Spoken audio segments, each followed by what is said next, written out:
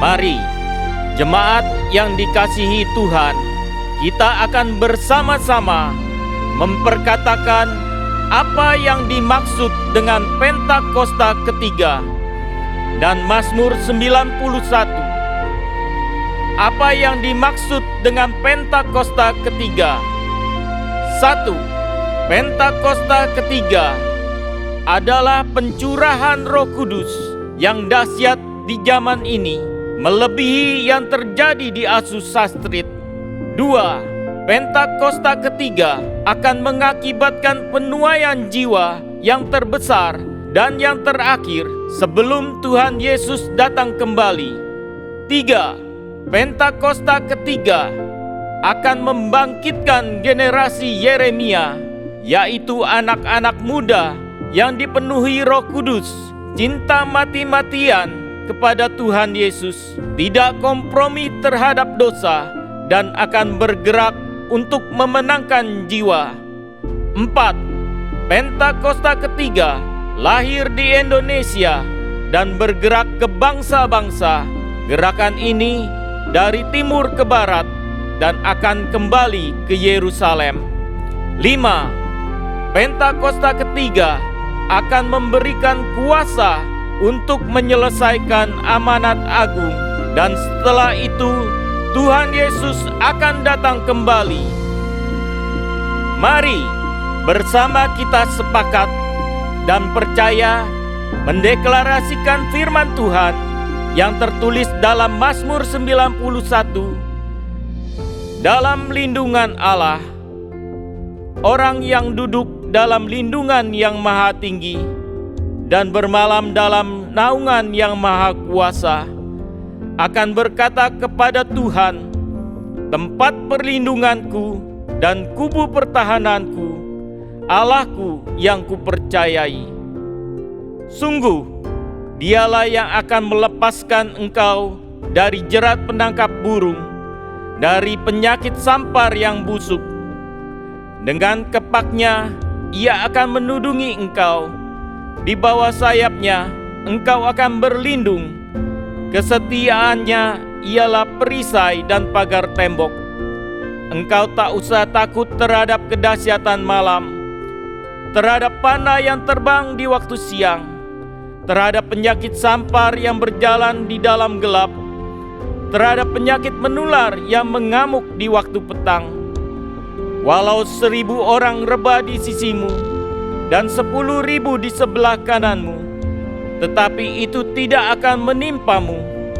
Engkau hanya menontonnya dengan matamu sendiri dan melihat pembalasan terhadap orang-orang fasik. Sebab Tuhan ialah tempat perlindunganmu, yang maha tinggi telah kau buat tempat perteduhanmu. Malapetaka tidak akan menimpa kamu, dan tulah tidak akan mendekat kepada kemahmu. Sebab malaikat-malaikatnya akan diperintahkannya kepadamu untuk menjaga engkau di segala jalanmu. Mereka akan menatang engkau di atas tangannya, supaya kakimu jangan terantuk kepada batu. Singa dan ular tedung akan kau langkahi. Engkau akan menginjak anak singa dan ular naga.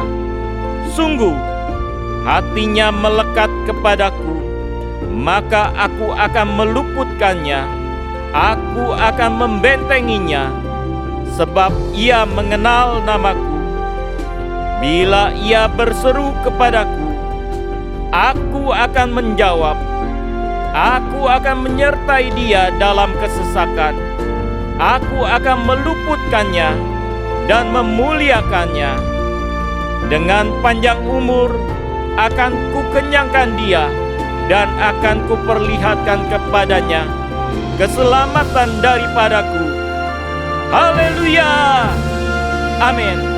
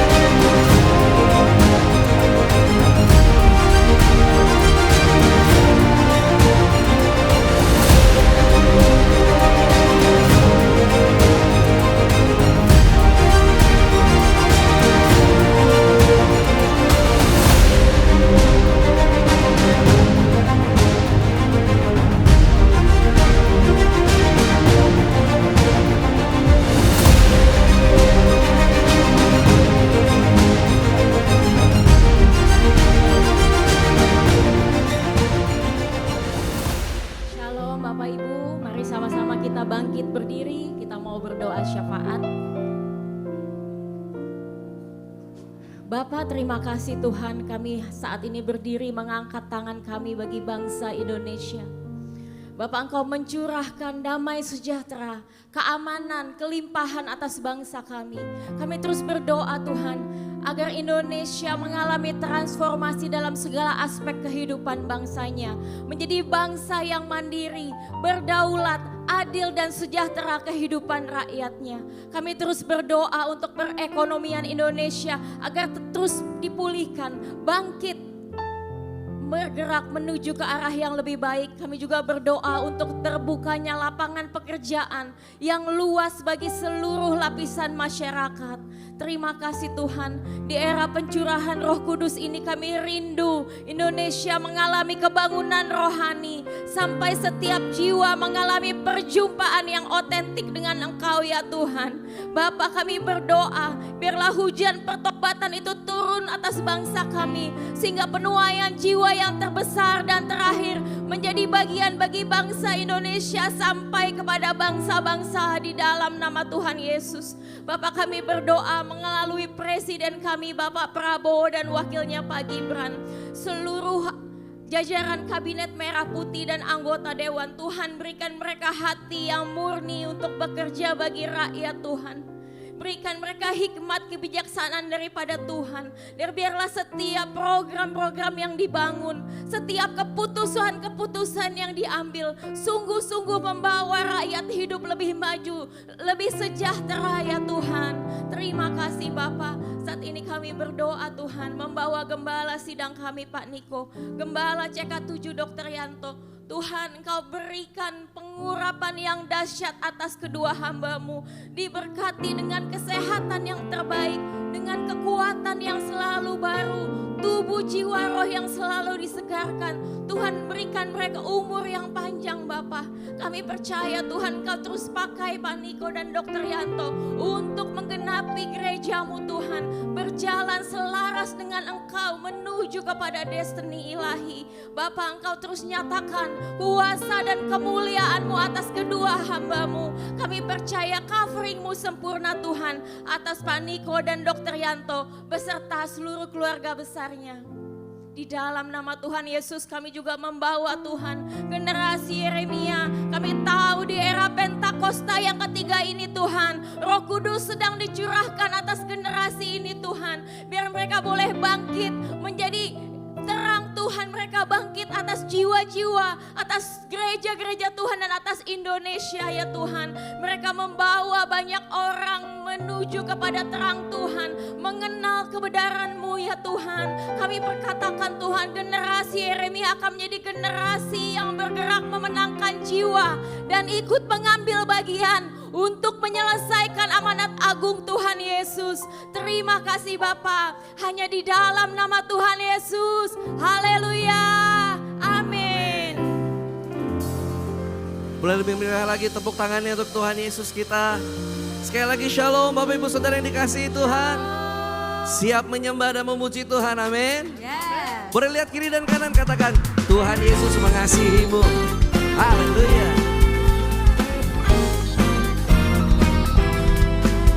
Segala sesuatu boleh berubah Bapak Ibu, tapi satu hal yang pasti, kasih Kristus tetap dalam hidup kita. Amin. Biarpun gunung-gunung beranjak dan bukit-bukit pun bergoyang, tapi kasih setiamu tak akan beranjak dariku.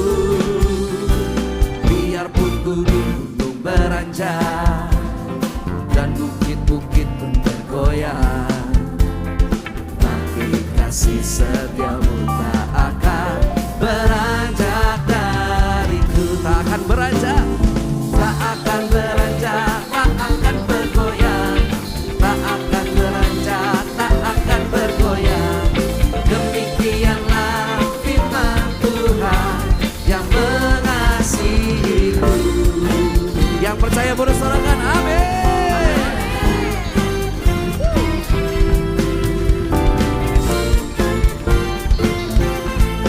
Kasih Kristus sempurna dalam hidup kita. Mari sama-sama katakan, biarpun gunung-gunung beranjak dan bukit-bukit pun bergoyang, setiamu tak akan beranjak dariku. Tak akan beranjak, tak akan bergoyang, tak akan beranjak, tak akan bergoyang. Demikianlah firman Tuhan yang mengasihiku. Sebab apapun bisa berganti-ganti Bapak Ibu Saudara, tapi satu hal yang pasti bahwa penyertaan Tuhan dan kasih-Nya yang sempurna selalu ada buat kita. Yang percaya sorakan haleluya. Boleh tepuk tangan atas kepala sama-sama, come on.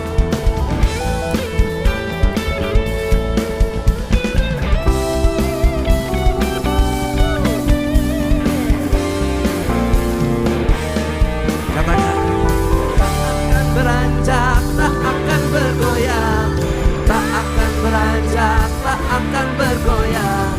Demikianlah firman Tuhan yang mengasihiku.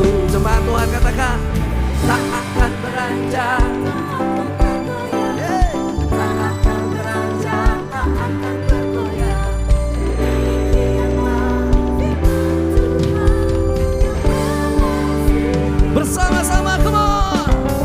Tak akan beranjak, tak akan bergoyang, tak akan beranjak, tak akan bergoyang. Demikianlah firman Tuhan yang mengasihiku. One more time, say, tak akan beranjak, tak akan bergoyang, tak akan beranjak, tak akan bergoyang. Demikianlah firman Tuhan yang mengasihiku, yang mengasihiku, yang mengasihiku, yang mengasihiku.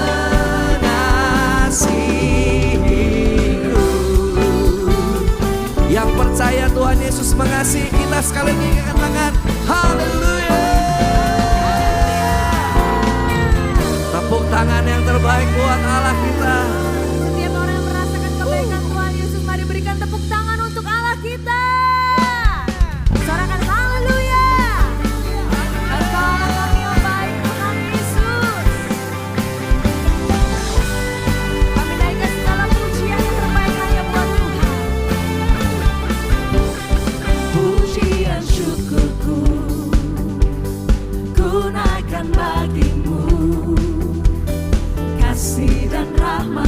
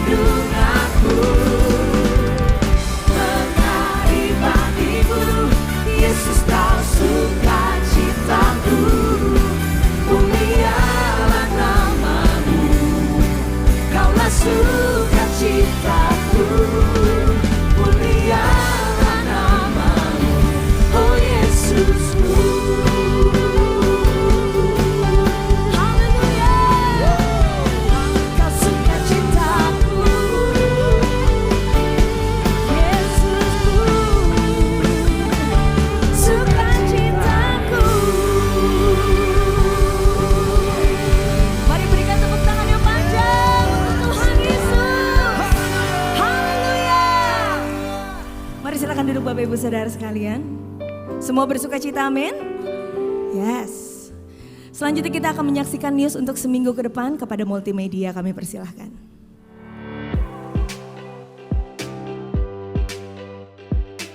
Shalom. Berikut kami sampaikan beberapa pengumuman. Ibadah Raya Hari Minggu 19 Oktober 2025, pukul 7, 9, 11.30 dan 16.30 waktu Indonesia Barat, dilayani oleh Pastor JJ Simko Putra. GBI Perja Mandarin pukul 9 waktu Indonesia Barat, dilayani oleh Pendeta Akun. Ibadah Raya disertai dengan ibadah King's Kid, ibadah anak berkebutuhan khusus, Little Blessing Toddler, Sekolah Minggu, Joshua Generation Kids Church English Service, Sekolah Minggu Mandarin Service, Ibadah Junior Church Indonesia Service, 316 Youth English Service, dan Ibadah 2PM Young Adult and Young Couple Service. Sayang, kamu mau makan siang apa hari ini? Aku kayaknya nasi goreng deh. Kalau kamu mau apa? Apa ya? Aku chicken Gordon Blue aja deh kalau gitu. Boleh, enak juga kelihatannya. Oke, kalau gitu aku pesen dulu ya. Boleh deh. Kalau gitu aku ke toilet dulu ya, Beb. Oke sayang.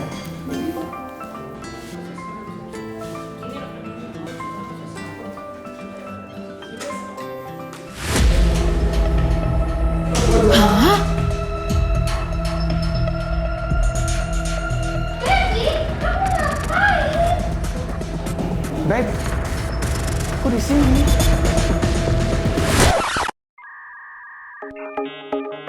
Cancer Ministry present Salah Fokus, Salfok, pada hari Sabtu 18 Oktober 2025, pukul 10.30, bersama Ibu Tin Setiawati dan kesaksian Bapak Bambang Siswoyo, Cancer Survival, bertempat di ICC, Sapphire and Pearl Room, Mall MGK Lantai 9, Kemayoran, Jakarta Pusat.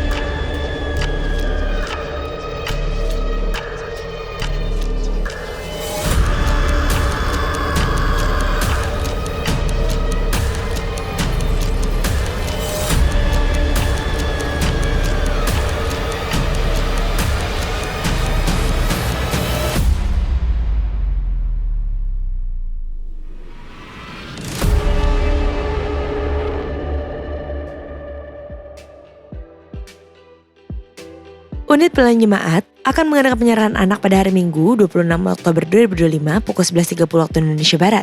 Bagi Bapak Ibu yang ingin menyerahkan anak-anak, harap dapat segera mendaftarkan diri. Pendaftaran dibuka mulai tanggal 1 sampai dengan 20 Oktober 2025 secara online via www.gbperja.org. Untuk informasi berlanjut, dapat menghubungi counter sekretariat di depan setelah ibadah selesai. Berikut kami informasikan pasangan dari Jemaat GBI Perja CK7 yang akan melangsungkan pemberkatan nikah. Apabila ada Bapak Ibu yang keberatan atas informasi tersebut, harap dapat segera menghubungi PDP Grace Natalia di nomor WA 0856 8505 054. Untuk informasi lengkap mengenai persyaratan dan pendaftaran pemberkatan serta penugahan nikah, dapat menghubungi counter sekretariat masing-masing cabang atau dapat dilihat di www.gbperja.org. Untuk info lengkap seluruh kegiatan GBI Perja CK7, maka Bapak Ibu dapat follow sosial media GBI Perja baik di Instagram, TikTok maupun Facebook. Sekian pengumuman pada hari ini. Terima kasih atas perhatian Bapak Ibu sekalian. Tuhan Yesus memberkati. Bapak Ibu Saudara, saya diizinkan Tuhan untuk mengajar di salah satu sekolah swasta Kristen di Jakarta. Dan kebiasaan kami adalah ada daily devotion di kelas. Daily devotion itu renungan harian bersama dengan anak-anak murid. Dan sekolahan kami punya satu tema tahun ini adalah faith, tentang iman. Pada saat berkaitan dengan tema tersebut, kami bertanya ke murid-murid, what is the sadness moment of your life and how you handle it?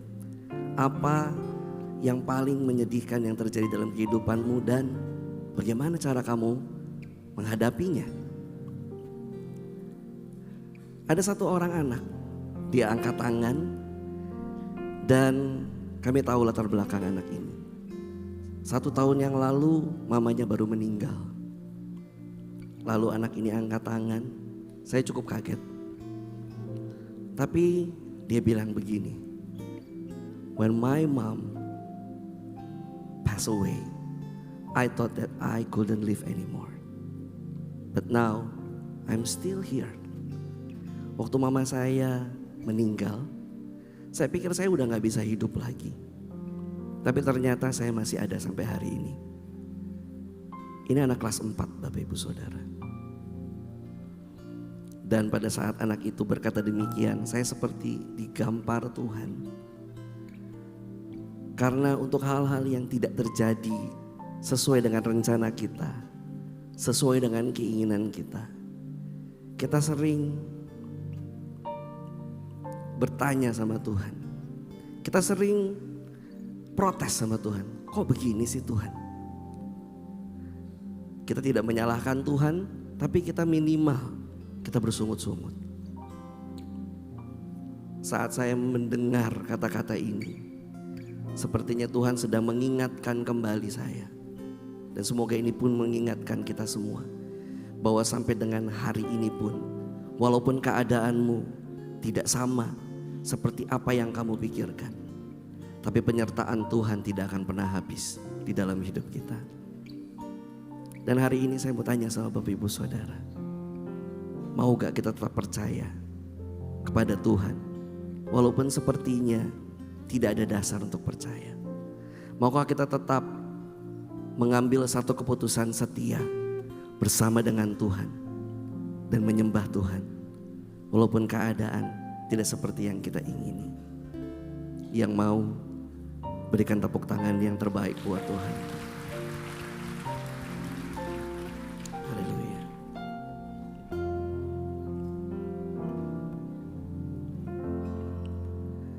Ada saatnya yang ku alami tak seperti yang aku ingini, ku tetapkan hati untuk percaya.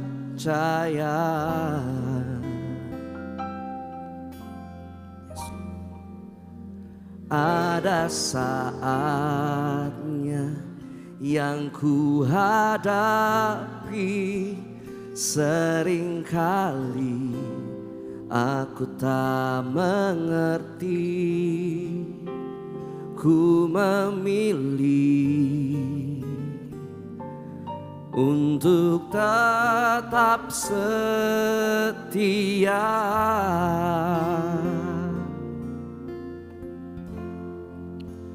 Sampai akhir di hidupku,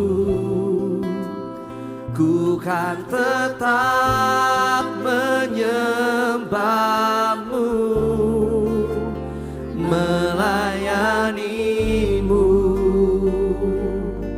seumur hidupku.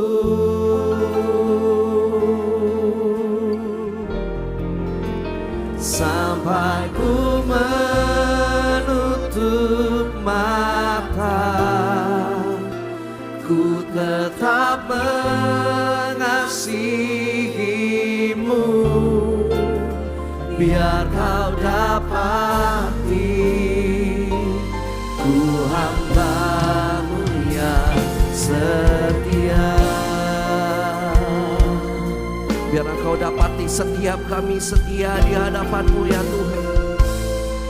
Biar kau dapati setiap kami tetap percaya dan menaruh harap kepadamu dalam segala keadaan kami. Terima kasih ya Tuhan. Ada saatnya yang ku alami tak seperti yang aku ingini. Ku tetapkan, kami tetapkan hati kami, untuk kami tetap percaya kepadamu ya Tuhan Yesus. Ada saatnya yang ku hadapi, sering aku tak mengerti.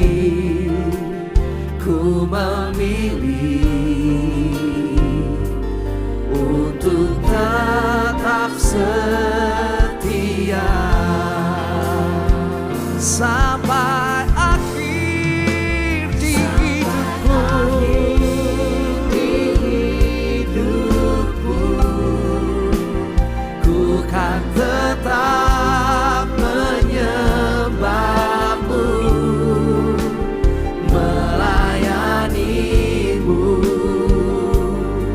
seumur hidupku, dan sampai ku menutup mata.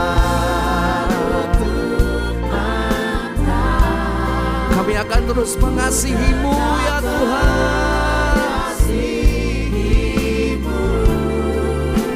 Biar kau dapati ku hambamu yang setia sampai akhir di hidupku. Sampai akhir di hidupku, ku kan tetap menyembahmu, melayanimu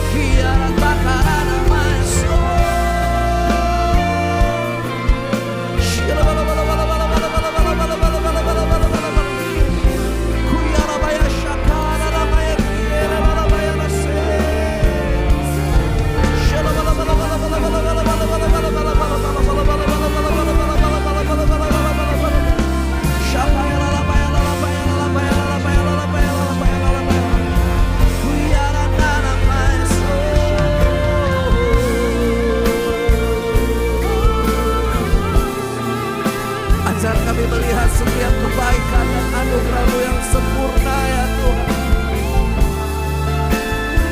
Walau apa yang kami ingini belum terjadi ya Tuhan Yesus.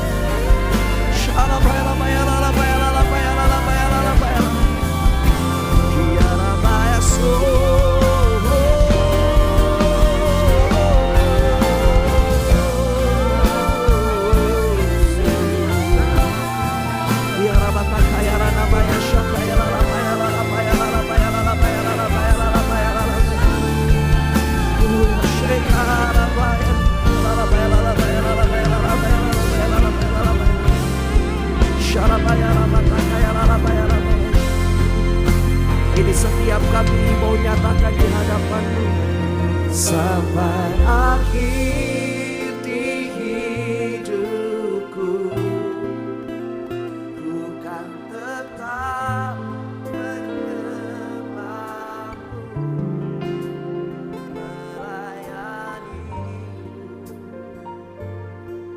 seumur hidupku.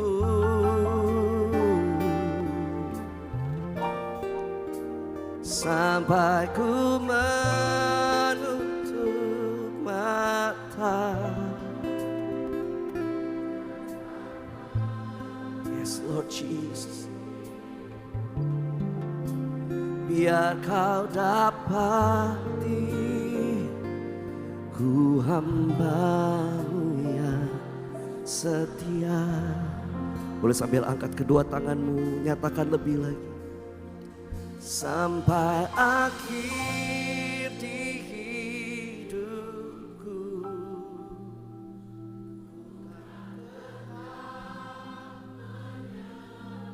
kami akan terus menyembah-Mu Tuhan, melayani dengan segala yang kami miliki ya Tuhan.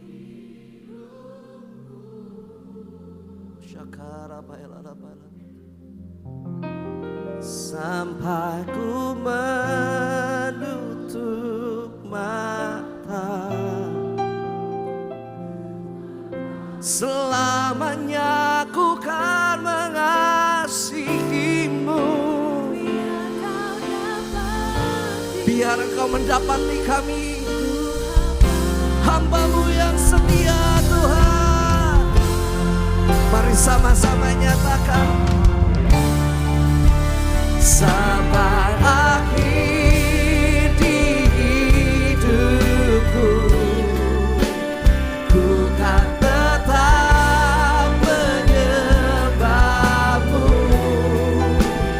melayani-Mu seumur hidupku. Sampai ku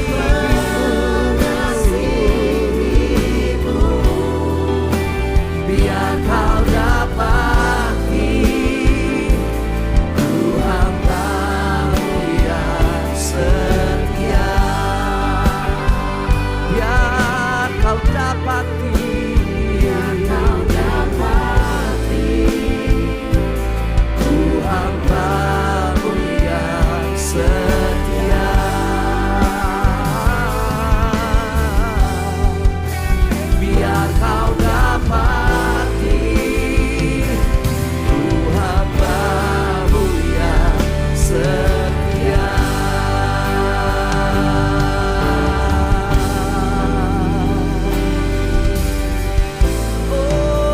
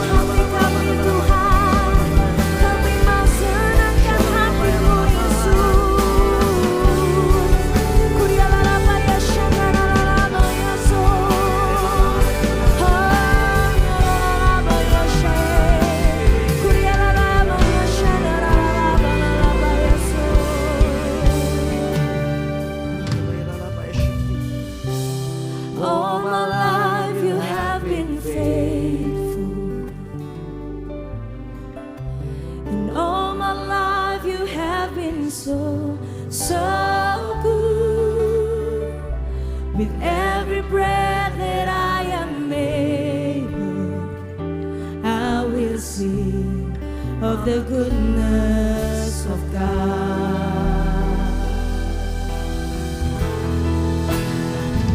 I love you, Lord, for your mercy never fails me.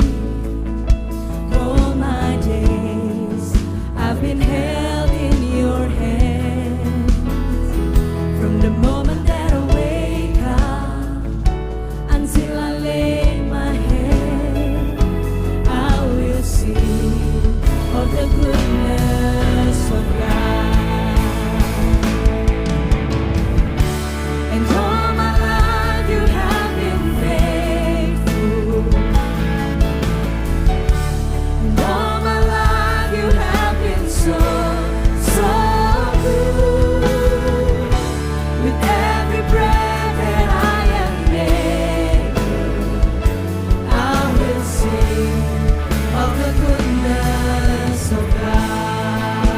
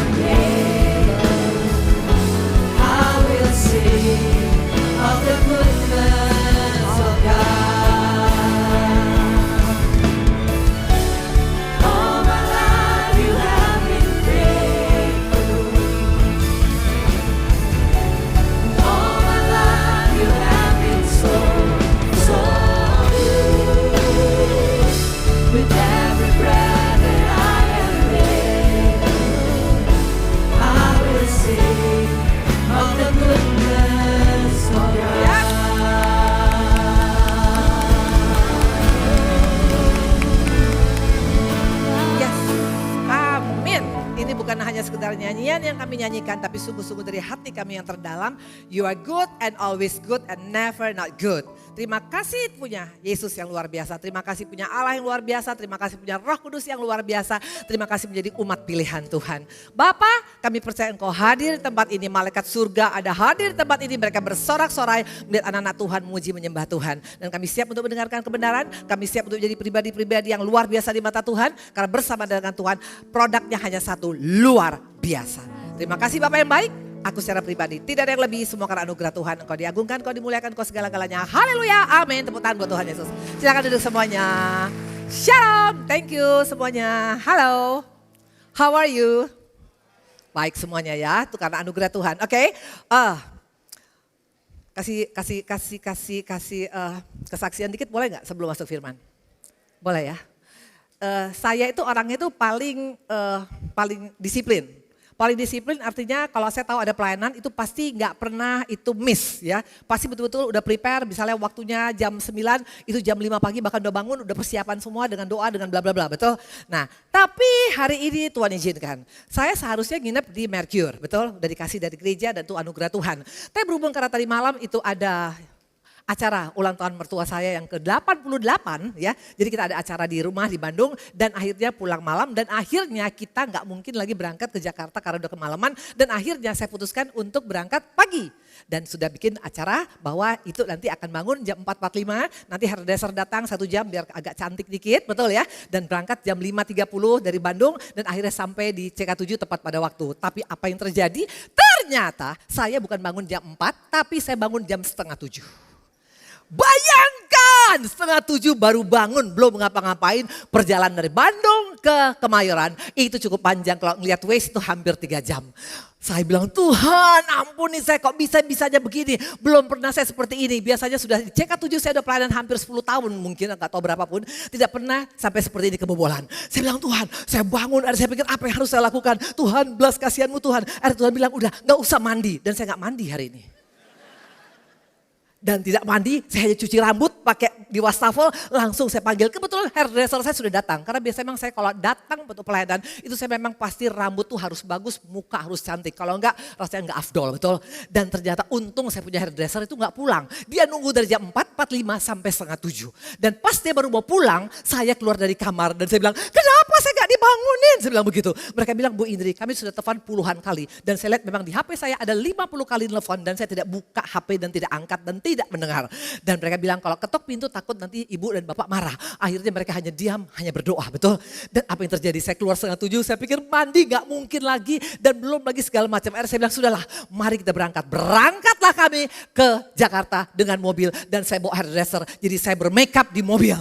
Betul, dan saya bilang sama suami tolong doakan apa yang pun terjadi, terjadilah. Dan saya lihat waktu itu Waze itu hampir 3 jam. Dan saya tahu kalau jam 7 nyampe di sini jam 10.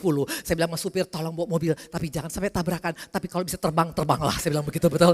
Dan saya di make up dan bayangkan dengan keadaan mobil kencang dan dalam keadaan dia goyang-goyang. Itu tidak mungkin bisa bulu mata terpasang, betul.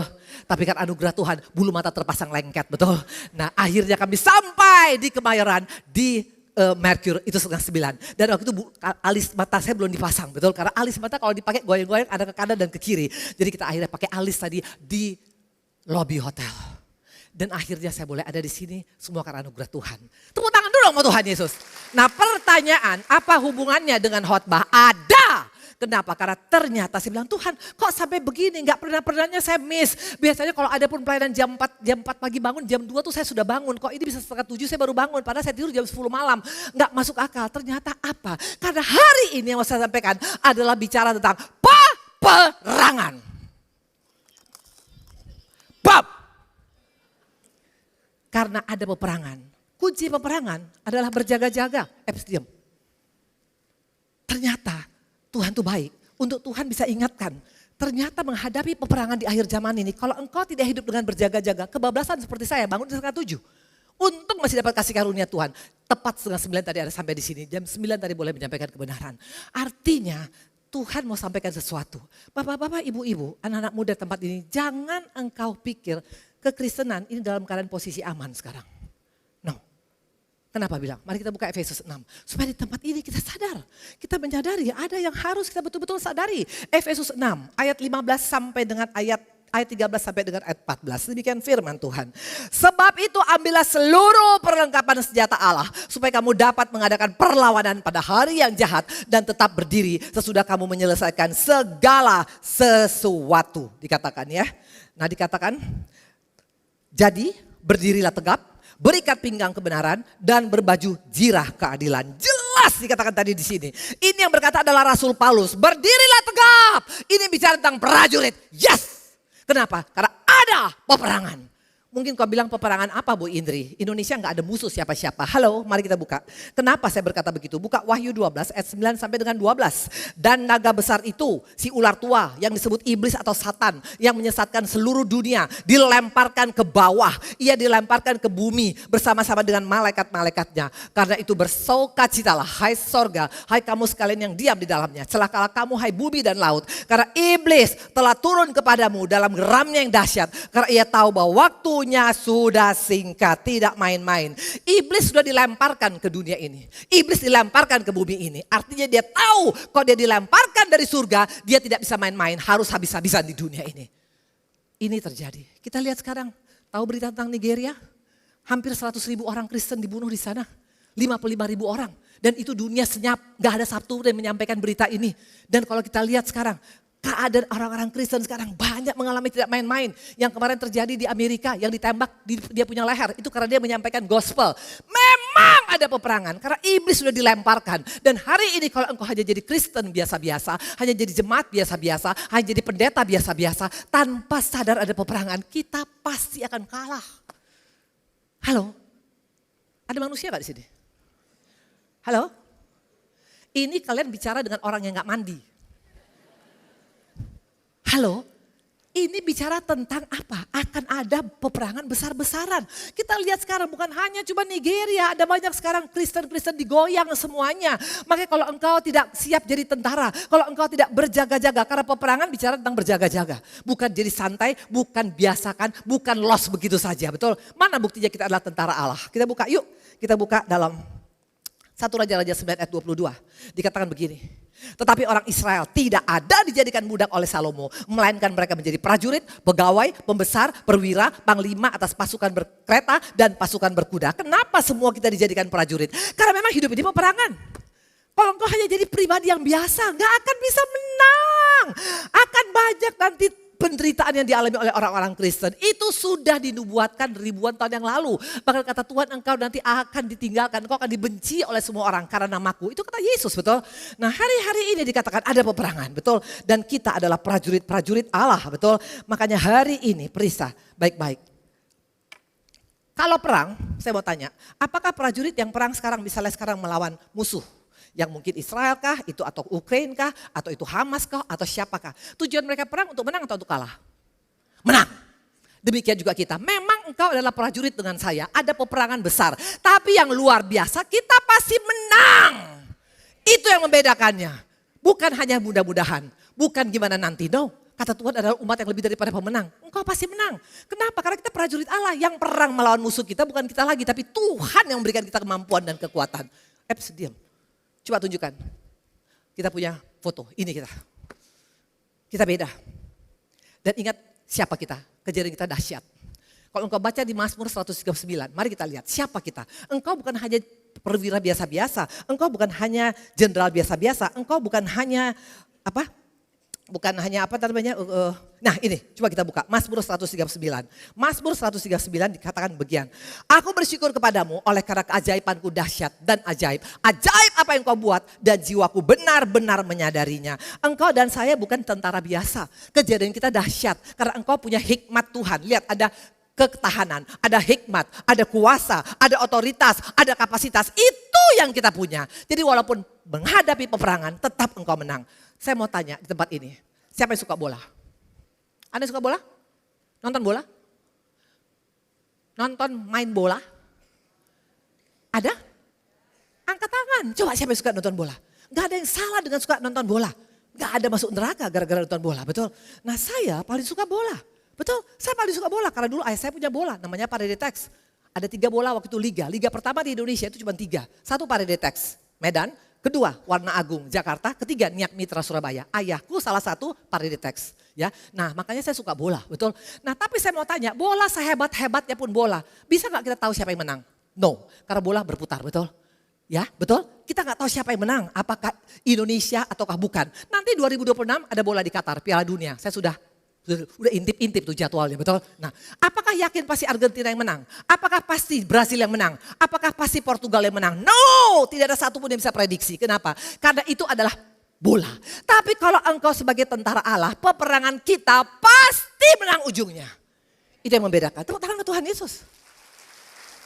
No, bukan mudah-mudahan, bukan gimana nanti, bukan apakah, mungkinkah, no, pasti menang. Karena engkau dapat otoritas, engkau dapat kuasa, engkau dapat kapasitas, engkau dapat hikmat, engkau dapat marifat. Itu yang membedakannya. Nah iblis, bukan iblis namanya, ini yang bahaya. Kenapa bilang? Kalau dulu iblis pakai musuh kita adalah apa? Sakit penyakit, kanker. Apalagi dia pakai musuh kita rumah tangga yang berantakan. Hampir perceraian. Dia pakai musuh kita mungkin ekonomi, utang banyak. Dia pakai musuh kita PHK. Dia pakai musuh kita mungkin masalah pelayanan yang macet.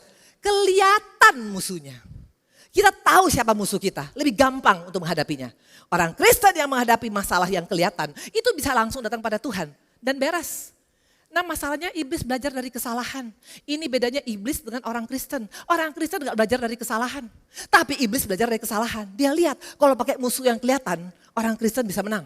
Makanya hari-hari ini dia bukan pakai musuh yang kelihatan. Dia pakai musuh yang tidak kelihatan. Ini yang bahaya. Mana buktinya? Kita buka Efesus. Mana buktinya iblis hari-hari ini merubah strateginya. Michael, anak-anak Tuhan terlalu biasa-biasa, engkau pasti kalah. Efesus 6 ayat 12. Karena perjuangan kita bukanlah melawan darah dan daging. Tapi melawan pemerintah-pemerintah. Melawan penguasa-penguasa. Melawan penghulu-penghulu dunia yang gelap ini. Melawan roh-roh jahat di udara. Jelas dikatakan ada roh-roh di udara. Gak kelihatan. Gak kelihatan tapi ada. Apa dia? Musuh-musuh kita roh di udara. Dia pakai apa? Melalui apa yang ada sama kita. Yaitu apa? Perasaanmu, pikiranmu, egomu, keinginanmu, hasratmu. Itu yang sekarang menjadi musuh kita. Dia pakai ini, gak kelihatan. Makanya kita kadang-kadang pikir kita udah oke, kita udah posisi aman. Padahal kita kalah. Kenapa? Karena kita tidak bisa mengontrol musuh-musuh ini. Ini fakta bapak-bapak, ibu-ibu. Maka jangan anggap enteng. Makanya dikatakan ayat 11. Kenakanlah seluruh perlengkapan senjata Allah. Supaya kamu dapat bertahan melawan tipu muslihat iblis. Iblis gak pakai F-35. Senjata yang paling canggih Amerika sekarang F-35 yang dikeluarkan kemarin untuk melawan musuh-musuh Israel. Enggak pakai F-35, enggak pakai drone, enggak pakai nuklir, enggak pakai rudal, enggak pakai M16. Tapi dia cukup pakai apa? Penguasa di udara. Makanya kita pikir kita oke. Kan saya masih gereja, saya masih pelayanan, saya masih baca firman. Tapi ternyata kita sudah kalah. Kenapa? Kita kalah melawan diri kita sendiri. Musuh kita ada dalam diri kita sendiri. Ini yang membuat orang Kristen banyak tidak sadar. Makanya hari ini kita akan belajar mengalahkan musuh ini bagaimana Bu Indri. Kita akan belajar hari ini bahwa Tuhan tuh baik ya. Tuhan tuh gak mau kita satu pun yang kalah, betul. Nah hari ini kita akan belajar dari ada 6 pribadi. 6 pribadi ini pribadi yang gak diperhitungkan manusia.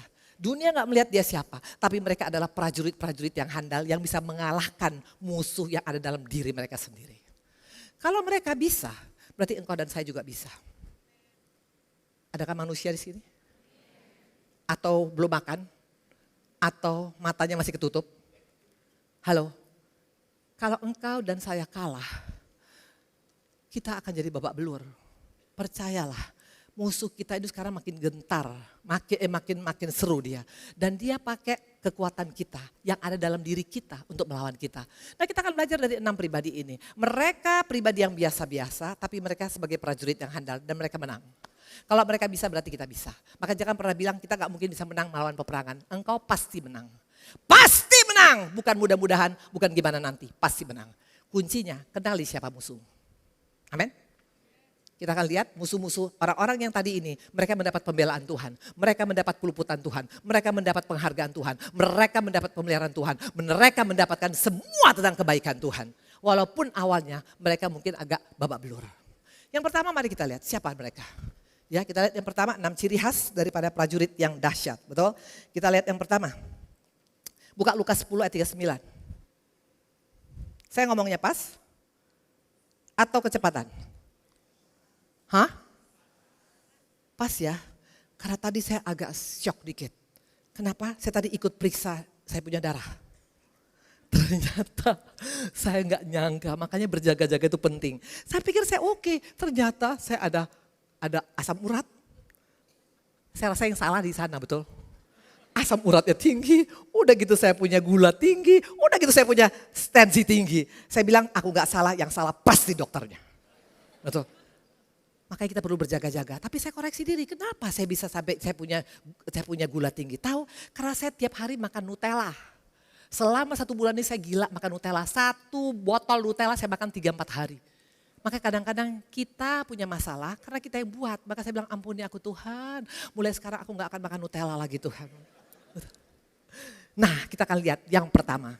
Ya, siapa pribadi-pribadi? Lukas 10:39. Perempuan itu mempunyai seorang saudara yang bernama Maria. Maria itu duduk dekat kaki Tuhan dan terus mendengarkan perkataannya. Wow, perhatikan penghargaan Yesus. Ayat 42. Tapi hanya satu yang perlu, Maria telah memilih bagian yang terbaik yang tidak akan diambil daripadanya. Wow, ini prajurit yang handal yang pertama. Yaitu apa? Dia bisa membangun hubungan dengan Tuhan. Waktu seorang bisa bangun hubungan dengan komandannya dengan baik, maka dia tidak akan mungkin miss. Halo, seorang tentara, kalau dia tidak tahu apa perintah komandan, pasti babak belur, betul? Nah ini Maria, dia tahu yang terbaik. Kita seringkali pilih yang biasa-biasa, atau pilih yang kurang baik, atau pilih yang tidak baik. Tapi Maria ini bukan pendeta, Maria ini bukan hamba Tuhan, Maria ini bukan orang yang terkenal. Tapi Tuhan sampai bilang Maria ini luar biasa, dia pilih yang the best out of the best. Apa itu? Membangun hubungan. Bapak-bapak, ibu-ibu, jangan membangun hubungan dengan Tuhan kok anggap itu biasa loh. Makanya orang yang egonya tinggi, itu pasti gak mau bangun hubungan dengan Tuhan. Membangun hubungan dengan Tuhan bukan engkau harus di gereja 24 jam, no. Tapi engkau terkonek dengan dia 24 jam. Engkau tidak harus belipat tangan tutup mata 24 jam. Tapi kita tetap ada hubungan dengan bertanya pada Tuhan, mendengar suara Tuhan. Nah inilah kelebihan daripada Maria. Maka Tuhan katakan apa? Maria memilih yang terbaik yang gak bisa diambil daripadanya. Nanti di akhir zaman semua kita diambil loh. Harta kita bisa hilang. Lihat sekarang perusahaan-perusahaan besar, banyak yang kolaps. Halo, bayangkan Amerika, negara adidaya, bisa sekarang federal office-nya. Itu dia punya gedungnya, gedung federalnya tutup 8 hari. Sampai akhirnya semua airport di Amerika sekarang kolaps. Karena apa? Kacau semuanya, karena gak ada yang bekerja di sana. Ini Amerika, negara adidaya. Apalagi kita orang biasa-biasa. Semua akan diambil oleh si jahat. Karena dia tahu, kalau aku ambil hartanya orang, kalau aku ambil rumah tangganya orang, kalau aku ambil kesehatannya, dia pasti babak belur. Nah dikatakan akan diambil, tapi Maria memilih yang gak bisa diambil. Ini yang hebatnya dia, ini prajurit yang handal. Bahwa dia tahu hubungan yang paling utama dengan Tuhan yang membuat dia bisa menang atas segala persoalan. Halo, saya mau tanya, kenapa bisa Nuh membangun bahtera? Nuh adalah petani anggur. Logikanya petani anggur hanya tahu urusan benih, hanya tahu urusan cangkul, hanya tahu urusan tanah. Bisa bangun bahtera yang besarnya hampir 0,5 hektar lebih. Kok bisa? Ini bicara tentang hal yang mustahil bapak-bapak, ibu-ibu. Kok bisa? Karena dia adalah sahabat Allah. Dia dengar waktu Allah bicara, bangun bahtera, kayunya kayu gofir. Dan juga berpetak-petak, tingginya segini, besarnya segini. Tuhan tuh kalau ngomong sama kita tuh detail. Waktu engkau mau buka usaha, kalau engkau punya hubungan dengan Tuhan gak mungkin miss. Waktu engkau mau menikah dengan seorang, kalau engkau bangun hubungan dengan Tuhan gak mungkin salah dapat jodoh. Waktu engkau mau pelayanan, kalau engkau bangun hubungan dengan Tuhan gak mungkin salah pelayanan. Tuhan tuh bicara jelas kepada sahabatnya dan Tuhan gak pernah rahasia kepada kita. Maka waktu Tuhan mau menghancurkan Sodom dan Gomora, Tuhan bilang apa? Gak mungkin aku gak ngomong sama Abraham. Tuhan tuh sangat transparan kepada orang-orang yang dekat dengan dia. Makanya engkau tidak mungkin miss. Makanya kenapa sampai Nuh bisa bangun bahtera? Kalau dipikir-pikir siapa dia? Memangnya gampang bangun bahtera. Kalau bahteranya memang cuma hanya sehari 2 hari, bahtera kecil sekoci, oke. Ini bahtera besar, bangunannya besar, bertingkat-tingkat. Kira-kira dananya bisa nggak kekurangan? Sangat bisa. Membangun gereja aja perlu bantuan daripada donatur, ini bangun bahtera besar. Tapi Nuh nggak pernah kasih proposal, Nuh nggak pernah minta donatur. Karena dia tahu kalau Tuhan yang suruh, Tuhan yang cukupkan. Ini yang luar biasa. Makanya anak Tuhan jangan minta-minta. Anak Tuhan jangan ngemis-ngemis. Itu bukan karakter Yesus. Amin. Halo, waktu dulu saya mengalami proses, saya masih ingat tahun 2009. Tahun 1999, saya mengalami proses. Saya keluar dari Medan, kami tinggalkan semuanya Medan. Dan kami tinggal di tipe 21. Rumah kami di Bojongkoneng namanya. Itu betul-betul anak naik turun angkot untuk bayar uang sekolah. Juga tanggal 10 dari tagi-tagi gak bisa bayar. Juga rumah juga tipe 21. Meja makan juga gak ada. Intinya semua minus. Tapi tidak sekalipun saya minta-minta atau minjam-minjam sama keluarga. Saya datang pada Tuhan. Dan Tuhan bisa cukupkan melalui apa? Tuhan izinkan saya melayani. Dari pelayanan itu memang saya bukan mencari amplop, tapi amplop yang kejar saya loh. Caranya Tuhan, burung gagak masih ada. Tepuk tangan Tuhan Yesus. Halo, Tuhan tuh bisa ngomong sama kita. Saya mau tanya seorang Daud, dari mana bisa Daud tukang angon kambing yang gak ada pengalaman perang bisa melawan musuh-musuh Israel yang begitu banyak. Filistin, Amalek, Moab, itu musuhnya gila-gila semua. Tentara-tentara Sisera itu bukan tentara main-main, 900 tentara kuda. Kok bisa Daud mengalahkannya? Kenapa? Karena Daud selalu punya hubungan dengan Tuhan. Dia tanya, setiap mau perang dia tanya Tuhan, mau perang pakai strategi apa. Dan Tuhan ngomong, makanya kemanapun Daud pergi selalu menang. Bangun hubungan dengan Tuhan. Bangun hubungan dengan Tuhan gak perlu pendeta. Mungkin kau bilang, Bu Indri gimana cara bangun hubungan dengan Tuhan? Banyak masuk hadirat Tuhan, jangan hanya minta-minta. Karena orang Kristen biasanya bangun hubungan dengan Tuhan, kebanyakan ngomong. Tuhan tolong Tuhan rumahku Tuhan, Tuhan tolong kontrakku Tuhan. Tuhan bilang kapan gue ngomong kalau lu ngomong terus. Makanya ada waktu selah. Di Alkitab itu ada selah. Di Mazmur ada kata selah. Selah artinya apa? Diam, dengar dia ngomong, engkau dapat jawabannya. Amin. Halo. Amin. Engkau mau menghadapi masalahmu, menghadapi sekarang persoalan hidupmu. Bangun hubungan dengan Tuhan dulu, gak usah pikirkan masalahnya dulu. Bangun hubungan Tuhan, ngomong sama kita. Sekecil apapun mungkin Tuhan akan ngomong sama kita. Nah ini yang dialami oleh seorang Daud. Tapi iblis gak tinggal diam. Tahu dia pakai apa? Dia pakai medsos. Dia pakai berita-berita yang menakutkan kita. Maka sering buat orang Kristen goncang imannya. Engkau sudah dengar suara Tuhan tapi ada medsos. Zaman dulu memang gak ada medsos pakai HP atau pakai media. Tapi dia pakai apa? Pakai 12 pengintai. Ada 12 pengintai dikirim oleh Musa. 10 orang mengatakan matilah kita. Mereka kayak raksasa, kita kayak belalang. Ciri khas daripada berita dari iblis, perhatikan baik-baik. Itu selalu menakut-nakutin, membuat hatimu ciut, dan membuat engkau kehilangan pengharapan. Itu gak mungkin dari Tuhan. Makanya hari-hari ini kalau engkau mau mendengar suara Tuhan, baca firman Tuhan. Pikiran Tuhan ada di firman Tuhan. Mau tahu pikiran Tuhan? Engkau tidak perlu mesti tanya A, C, B, C, C. Tuhan ngomong melalui firman. Tuhan bilang, kau pasti menang. Maju anakku, diam anakku. Diam. Dia ngomong. Halo. Itu suara siapa sih HP-nya? Nanti saya jual tuh HP. Tolong dimatikan, aku gak bisa konsentrasi. Nah dikatakan tadi adalah apa? Kalau engkau mau menang menghadapi peperangan, prajurit yang pertama adalah apa? Dia bisa dengar apa maunya komandannya, karena dia punya hubungan dengan komandan. Bayangkan sekarang mau perang, belum disuruh komandan tembak, dia nembak, hancur pasti semuanya. Makanya harus punya hubungan. Bangun hubungan. Bangun hubungan bukan karena engkau harus pendeta. Engkau bisa pengusaha, engkau bisa orang karir, engkau bisa orang politik. Tapi bangun hubungan dengan Tuhan. Dan tidak perlu harus dengan tutup mata, harus dengan lipat tangan. Dimanapun kau bisa connect dengan dia. Makanya kasih waktu baca firman minimal 15 menit sehari. Baca minimal 5 pasal. Enggak ngerti gimana nanti, yang penting baca.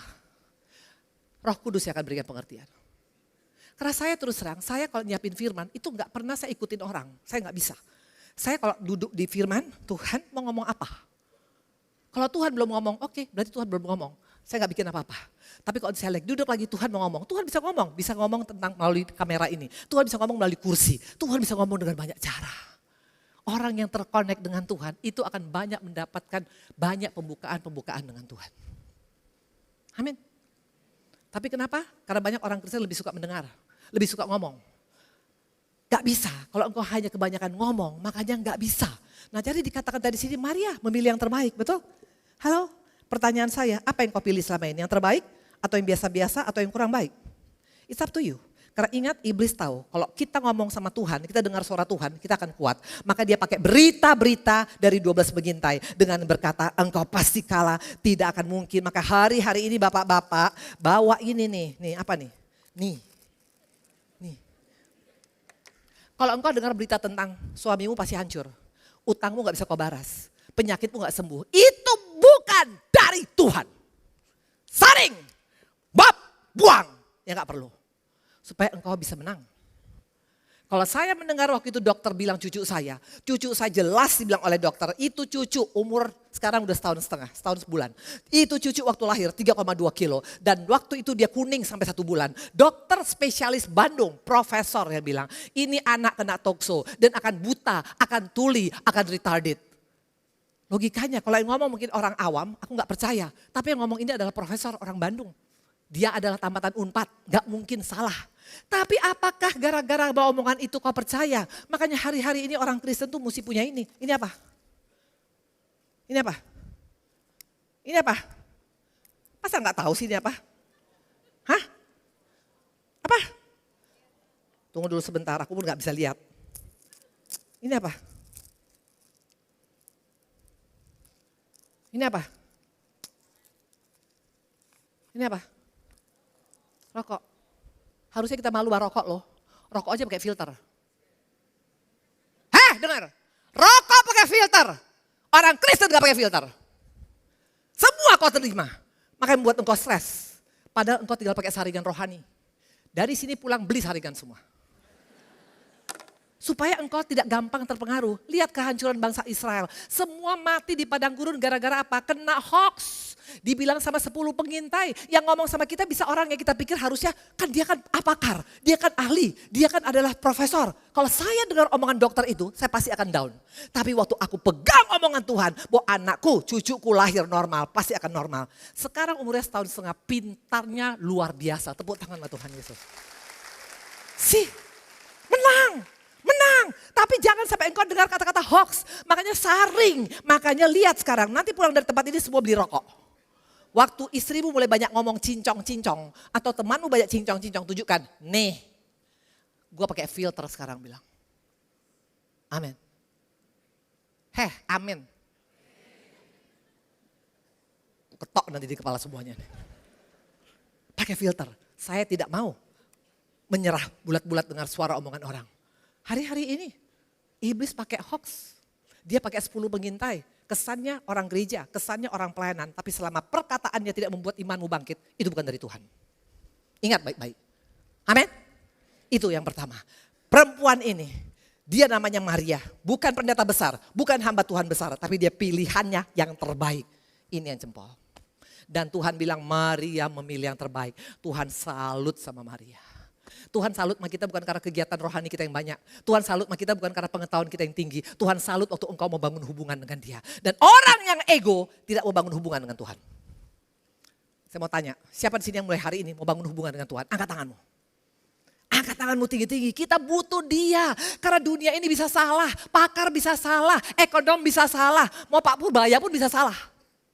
Tapi kalau Tuhan gak pernah salah. Semua orang prediksi dunia akan kacau, dunia akan masalah. Betul, tapi kalau kita dengar suara Tuhan, engkau bisa kuat di tengah masalah apapun. Ini yang membedakannya. Itu yang pertama, betul? Itu yang pertama. Yang kedua, mari kita lihat. Yang kedua, coba kita lihat yang kedua, sebentar. Oke. Coba kita buka yang kedua. Di sini adalah Matius 15 ayat 23. Tapi Yesus sama sekali tidak menjawabnya. Lalu murid-murid datang dan minta padanya, suruhlah ia pergi. Ia mengikuti kita dengan berteriak-teriak. Ini adalah perempuan Kanaan. Betul? Ayat 26 dan 28. Dikatakan begini, tapi Yesus menjawab, tidak patut mengambil roti yang disediakan bagi anak-anak dan melemparkannya pada anjing. Terus, maka Yesus menjawab dan berkata padanya, hai ibu, besar imanmu. Maka jadilah padamu seperti yang kau kehendaki dan seketika itu juga anaknya sembuh.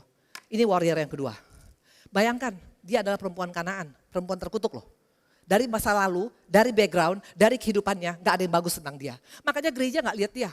Kadang-kadang kita seperti itu, mungkin engkau sudah di tempat ini, engkau sudah pelayanan di tempat ini atau apapun. Tapi karena mungkin ekonomi kita lebih rendah, atau mungkin karena engkau dianggap gak ada papanya. Banyak orang seperti ini, dia ditolak di gereja. Dia ditolak dalam pelayanan, dia ditolak dalam keluarganya. Dan tidak dianggap, tapi lihat dia bisa menang melawan dirinya sendiri. Yaitu apa? Dia tidak gampang tersinggung. Seringkali dalam ikut Tuhan, ada kalanya engkau dibuat seperti kaset. Diinjak-injak, tidak dihargai, tidak dianggap. Engkau sudah baik tapi engkau ditusuk dari belakang. Engkau sudah menolong tapi engkau difitnah. Itulah dunia. Perempuan ini, dia mengalahkan harga dirinya. Seringkali kadang-kadang harga diri kita lebih tinggi daripada Tuhan kita. Kalah. Amin. Kalah. Ini perempuan Kanaan. Dia gak ada masalah mau dihina. Mau gak dijawab doanya. Dia punya harga diri, dia bawah, ditaruh di kaki Tuhan. Karena dia tahu pokoknya intinya gak penting aku gak dihargai. Yang penting Tuhan melihat aku. Engkau pelayanan sudah habis-habisan, tapi orang gak menghargai. Bodoh amat, yang penting Tuhan lihat pelayanan kita. Engkau dalam rumah tangga sudah baik sama suamimu, tapi suami gak menganggap. Gak penting, yang penting Tuhan yang menghargai kita. Perempuan ini tahu tentang musuh yang kedua, yaitu harga diri. Ada dalam diri kita. Kalau engkau masih pakai harga dirimu, tapi gak mungkin dong Bu Indri. Saya tersinggung. Kalau engkau masih sok kristal, engkau sudah kalah. Iblis tawa. Walaupun kau pelayanan di tempat ini sampai habis-habisan, engkau ikut ibadah tempat ini habis-habisan, tapi kalau harga diri kita masih kita berhalakan, nol di mata Tuhan. Perempuan Kanaan bisa menghancurkan harga diri dia. Makanya Tuhan bilang apa? Salut ibu, luar biasa. Hari-hari ini Tuhan bukan salut karena engkau kaya, bukan karena engkau awet muda, bukan karena engkau cantik, tapi waktu kita bisa melepaskan harga diri, itu Tuhan salut. Halo? Halo? Dan ini orang dikatakan, bukan hanya masalah harga diri. Dia juga dikatakan apa? Dia juga dalam keadaan dikatakan sebentar. Dia tidak marah, betul? Dia tidak marah, dia bisa ada penguasaan diri, betul? Nah coba kita lihat ya. Salah satu yang membuat engkau tidak bisa mendengar suara Tuhan adalah apa? Buka 1 Petrus 4 ayat 7. Supaya di tempat ini kita jangan anggap enteng dengan gampang marah, tidak ada penguasaan diri.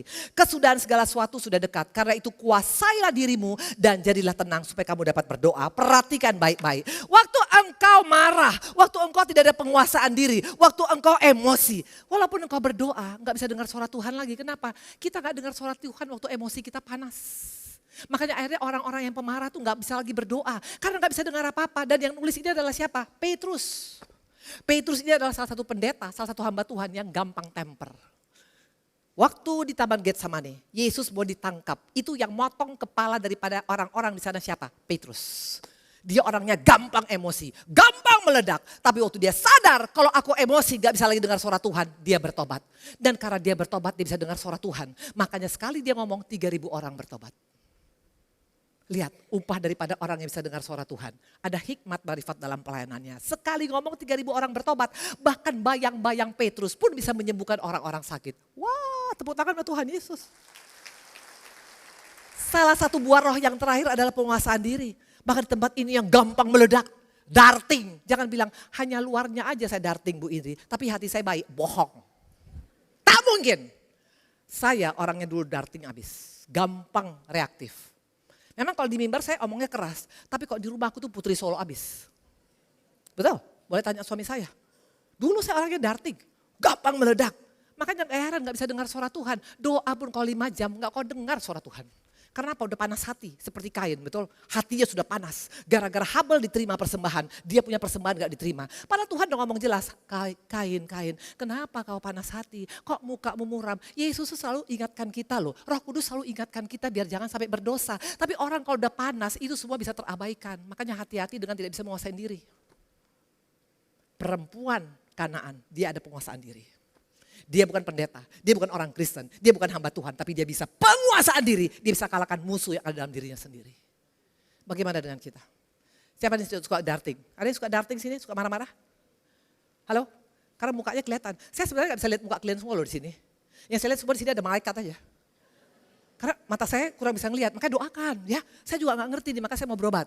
Ya, saya mau tanya, kenapa nih mata saya gak bisa kelihatan? Saya kadang-kadang gak ngelihat, saya hanya pakai iman jalan-jalan ke sini nih. Tapi kok dolar saya bisa lihat. Itu bedanya. No, just kidding, betul. Tapi memang mataku ada masalah sekarang. Makanya saya bilang Tuhan tolong, karena aku mau melayani sampai Tuhan panggil. Jangan sampai mataku gak bisa ngelihat lagi. Amin. Nah, dikatakan tadi di sini penguasaan diri, bapak-bapak, ibu-ibu. Maka jangan bangga dengan berkata, emang gue temper. Paling gampang ngecek orang yang masih temper, pulang mobilnya agak diserempet dikit sama angkot, gimana reaksi kita? Hah? Mobil gue jangan kena ya? Berarti belum, padahal tadi di sini menyembah. Oh Tuhan, luar biasa. Paling gampang ngeceknya, lagi bawa mobil, penguasaan diri ada enggak? Paling gampang ngeceknya, waktu engkau dapat berita yang tidak menyenangkan, ada penguasaan diri apa enggak? Paling gampang ngeceknya, waktu engkau difitnah enggak melakukan itu, marah atau ada penguasaan diri. Makanya iblis sekarang itu bukan iblis namanya. Dia tahu kalau pakai masalah orang Kristen tahu jawabannya. Tapi kalau pakai mengelawan diri sendiri banyak orang Kristen gak sadar. Kita terhilang dalam gereja. Kita terhilang dalam pelayanan. Karena orang yang murka, orang yang marah tidak akan bisa dengar suara Tuhan. Makanya iblis gak takut kita berdoa. Kalau kita gak ada penguasaan diri. Siapa yang ada penguasaan diri? Perempuan Kanaan. Siapa perempuan Kanaan? Prajurit yang handal. Dia tahu persis salah satu karakter prajurit yang handal ada penguasaan diri. Kalau sekarang tentara bawa senjata, tidak ada penguasaan diri. Dia tembak nih semuanya orang, betul. Tapi karena ada penguasaan diri, mereka punya SOP. Tidak boleh bertindak sebelum ada perintah daripada atasan. Dia punya hubungan dengan Tuhan. Yang kedua, ada penguasaan diri, maka tidak gampang terbawa emosi.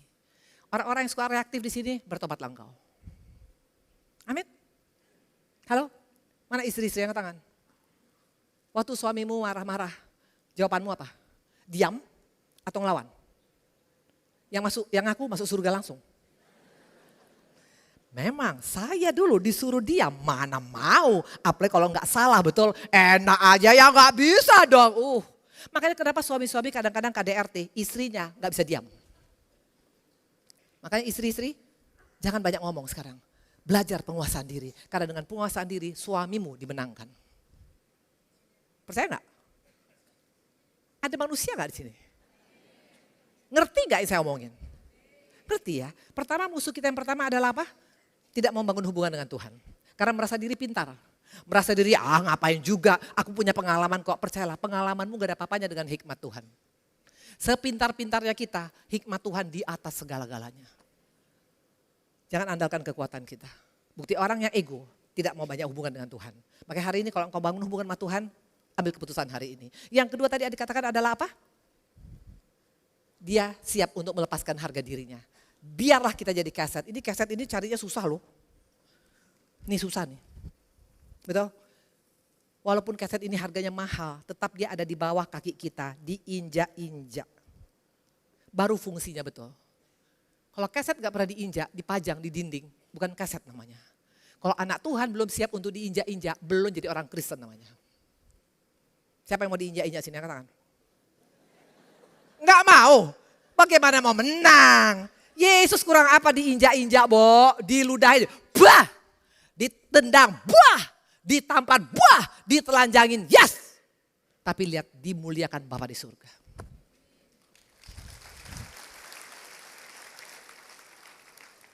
Kenapa saya berani ngomong gini? Saya lagi ngalamin sekarang. Saya lagi diinjak-injak sekarang. Tapi lihat, masih gaya? Halo? Kalau engkau prajurit gak terpengaruh diinjak-injak atau enggak. Karena engkau tahu diinjak manusia. Yang penting mereka gak bisa ambil nyawa kita. Tapi kita dimuliakan Tuhan. Makanya Yesus gak masalah walaupun diinjak-injak. Walaupun dihina, walaupun ditampar. Walaupun misalnya ditendang, walaupun ditelanjangi. Tuhan Yesus gak peduli. Karena yang penting dia mendapat kemuliaan bersama dengan Bapa di surga. Harusnya itulah karakter orang Kristen yang sejati. Amin. Saya mau tanya sekali lagi, siapa yang siap diinjak-injak sini angkat tangan? Terus mau ngapain sekarang sini? Karena dikatakan Tuhan, siapa yang ikut aku, siap sangkal diri, siap pikul salib. Itulah diinjak-injak. Makanya firman tentang injak-injak jarang disampaikan. Karena gak gitu disukai. Tapi kita harus ngalamin kalau engkau mau dimuliakan Tuhan. There is no choice. Amin. Halo? Yang keberapa sekarang? Yang ketiga, mari kita lihat. Orang yang hebat yang ketiga adalah siapa? Kita tahu perempuan pezina. Saya mau tahu perempuan pelacur. Saya mau tanya, kenapa mereka melacurkan diri? Halo? Kenapa mereka melacurkan diri? Karena untuk dirinya, betul? Dia perlu beli make up, dia perlu ke Korea untuk botok, untuk filler, betul? Untuk bikin bodinya jadi six up, jadi gitar Spanyol, betul? Untuk cantik. Betul? Intinya awalnya si perempuan pelacur ini untuk dirinya sendiri. Tapi kalau kau lihat si pelacur ini bisa dia pakai minyak narwastu yang harganya 300 dinar. Untuk mencuci kaki Tuhan Yesus yang bau kaki. Ini pelayanan yang dunia tidak perhitungkan. Tapi dia all out untuk Tuhan. Kalau engkau mau jadi prajurit nih. All out mengusir sama Tuhan. Jangan ikut Tuhan tapi ikut hantu juga. Kalau engkau setengah-setengah kata Tuhan apa? Engkau suam-suam kuku, kumuntahkan. Kata Tuhan. Amin. Adakah manusia di sini? Jangan pernah kau pikir apa memang Ibu Indri sudah sempurna. No. Tapi ingat kalau kita mau hidup benar, kalaupun kita jatuh nggak sampai tergeletak. Tuhan angkat kita lagi. Ayo anakku, kau pasti bisa. Itu bedanya. Bukan saya bilang saya sudah sempurna. Tapi saya mau all out Tuhan. Mampukan aku Tuhan. Makanya gak bisa jauh dari Roh Kudus. Gak bisa jauh dari kasih karunia. Supaya bisa dimampukan. Tapi minimal ada keinginan. Jangan hidup dengan topeng. Di gereja hari Minggu luar biasa kayak malaikat surga. Tapi keluar dari tempat ini udah kayak hantu lagi. Itu gak akan mungkin menang. Perempuan pelacur dia bisa all out sama Tuhan loh. Makanya gak heran Tuhan bilang dosamu sudah diampuni anakku. Tuhan bukan melihat latar belakang kita. Tuhan melihat maukah kita all out sama Tuhan. Hanya niat saja Tuhan perhitungkan. Amin. All out. Orang yang all out tuh gak hitung-hitungan. Jangan hitung-hitungan tentang kebaikanmu. Itu masih belum all out. Jangan hitung-hitungan tentang mengalah. Itu belum all out. Jangan hitung-hitungan tentang sabar. Itu belum all out. Jangan hitung-hitungan tentang pengampunan. Itu belum all out. Karena orang yang all out tidak pakai kalkulator. Karena Yesus all out tidak pakai kalkulator. Tuhan gak pernah bilang, Indri kalau ku ingat dosamu 40 tahun. No.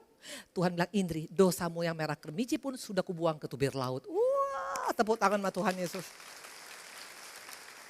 Luar biasa. Tuhan kita all out. Tapi kita sering kali gak all out, betul? Makanya hari-hari ini kalau engkau tidak all out, bagaimana engkau bisa berkata engkau mau menang? Masa kalah sama perempuan pelacur? Perempuan pelacur all out. Orang Kristen masih kanan oke, kiri oke. Dosa oke, firman oke.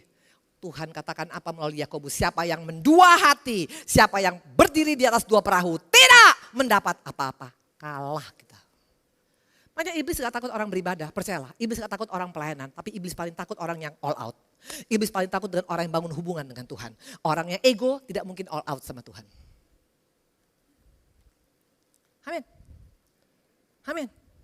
Memang tidak mudah. Tidak mudah. Untuk gak hitung-hitungan tuh gak mudah. Karena ciri khas daripada dunia ini semua hitung-hitungan. Halo? Tuhan kita gak hitung-hitungan. Berkatnya selalu baru setiap hari. Halo? Tidak pernah hitung-hitungan, tapi kita sering kali hitung-hitungan. Waktu engkau masih hitung-hitungan, kita bukan prajurit yang handal. Kalau tentara hitung-hitungan, aduh perang lagi. Bukan tentara dia. Dia kemanapun dikirim harus siap. Itulah tentara yang sejati. Amin. Halo? Yang keberapa sekarang? Yang keempat, mari kita buka yang keempat. Yang keempat, coba kita lihat. Yohanes 4 ayat 16 sampai 18. Kata Yesus kepadanya, kata perempuan Samaria, pergilah panggillah suamimu dan datang ke sini. Kata perempuan itu, aku tidak punya suami. Kata Yesus padanya, tepat katamu bahwa engkau tidak punya suami. Sebab engkau sudah punya 5 suami. Dan yang ada sekarang padamu bukanlah suamimu. Dalam hal itu engkau berkata benar. Ini luar biasa. Dosanya dibuka Tuhan, dikelupas Tuhan, disingkapkan Tuhan. Dia enggak marah. Hari ini mungkin firman Tuhan menyingkapkan kekurangan kelemahan kita. Respon kita marah atau tidak. Perempuan Samaria adalah prajurit yang punya integritas. Dia ngaku salah, dia bilang betul aku salah. Dia bilang kepada orang Samaria, dia tahu apa semua yang kubuat. Emang kau buat apa? Aku pernah melacur, aku pernah kawin cerai, aku pernah dengan orang lain. Dia buka semuanya aibnya, satu kampung Samaria bertobat. Pengakuan itu penting di mata Tuhan. Bukan Tuhan gak tahu dosa perempuan ini. Tapi banyak kita seperti siapa? Seperti Adam. Bukan aku, tapi perempuan itu. Seperti Hawa, bukan aku, tapi ular itu. Ular aja pun kita kambing hitamkan, kebangetan. Halo? Halo? Pengakuan itu penting. Ini perempuan ngaku, ini prajurit yang handal. Tapi seringkali kita pura-pura pin-pinbo, kayak Yudas betul. Bukan aku ya Tuhan. Memang engkau masih oke, tapi udah kalah sebenarnya kita. Karena orang yang tidak mengadakan pemberesan tidak akan pernah bisa menang lawan peperangan. Amin. Saya sering diperhadapkan ini. Lu berani gak ngaku? Saya bilang Tuhan, aku salah. Anak saya 4, saya udah pernah nyampaikan sama kalian. Anak yang pertama, kesayangan anak kedua, di timang-timang anak ketiga tidak pernah saya sentuh. Karena dia waktu lahir ayah saya meninggal tahun 1991. Saya baru pindah dari Amerika. Tidak pernah saya pegang kecuali suster yang pegang. Maka itu anak tidak pernah dekat dengan saya. Sampai terakhir nilainya pun luar biasa. Do, re, mi, re, do, mi, re, do.